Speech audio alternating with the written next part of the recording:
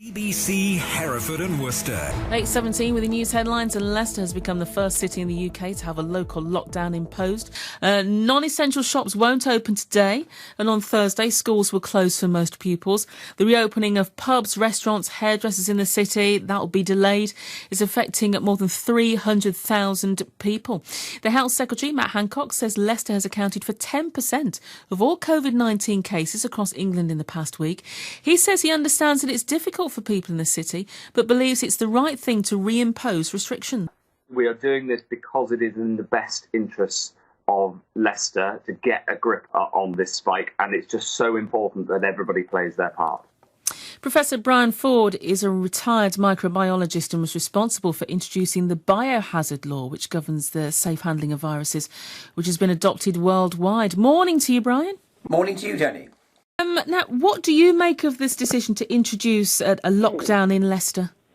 Well, of course, they're not introducing it, they're just leaving it the way it was. And we've been living like this for a long time. I keep thinking, that lockdown is a little bit like being in school, where because one or two kids are naughty, the whole class has to stay in. We don't need lockdown. What we need is to lock down people who've got the virus.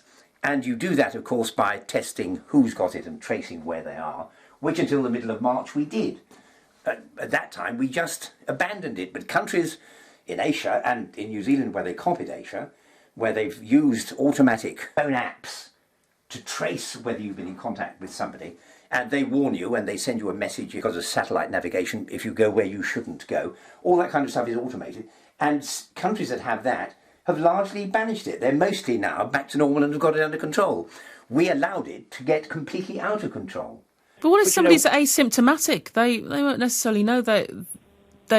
Those people won't know, so they'll just be going about their business. Yes, that's absolutely true. But the moment that anybody is known, then you really need to trace their contacts and to make sure that people are properly quarantined, and in that way epidemics go away. Allowing people now to come out when in fact little has been done to actually minimise the virus. It's a bit like saying kids have been playing on the railway line and they've been dying, so we're going to ban kids going on the railway line.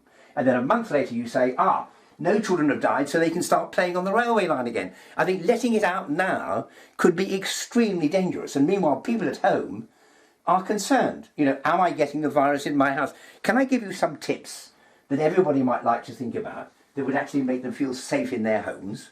What will they be, briefly? Well, I'll tell you. First of all, people are worried about the post. 3 of the postmen in our local post office have gone down with COVID. If you're worried about your post, put it in the oven and run the oven at 100 degrees and take it out half an hour later. The virus is killed at 60. There'll be nothing on your post. You're not going to burn what's inside it. No, at 100 degrees it won't even hurt your credit card. And then, so far as hand washing is concerned, people get sore hands with endless hand washing. What I do, we have a washing up bowl of water with a couple of egg cups of bleach in. So it smells a bit like the municipal swimming pool on a Saturday morning. And if you dip your hands in that and you've got a little white flannel, wipe over your shopping when it comes in, and it's guaranteed to be free of virus. We always wipe over our shopping when it's delivered, and we always pop our post into the oven at 100 degrees. And in that way, we know that there's never any COVID, even if someone's coughed all over it when it comes into the house. That's what people need to know. How can I keep myself safe? So do you think this localised lockdown, do you see that being effective at all, and could there be more of it? It will be effective, inevitably, because if everybody stays home, they can't pass it on to anybody else.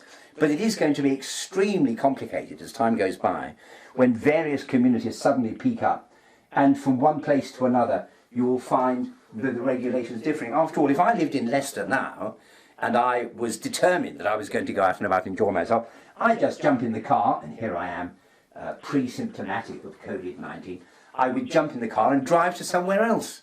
And thereby, because Leicester has been put in lockdown, I'd be breaking the lockdown and running the risk of spreading the virus.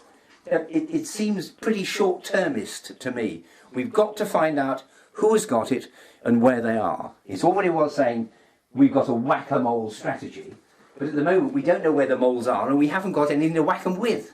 Brian, good to speak to you. Thanks ever so much. My pleasure. Brian Ford, a retired microbiologist who is responsible for introducing the biohazard law.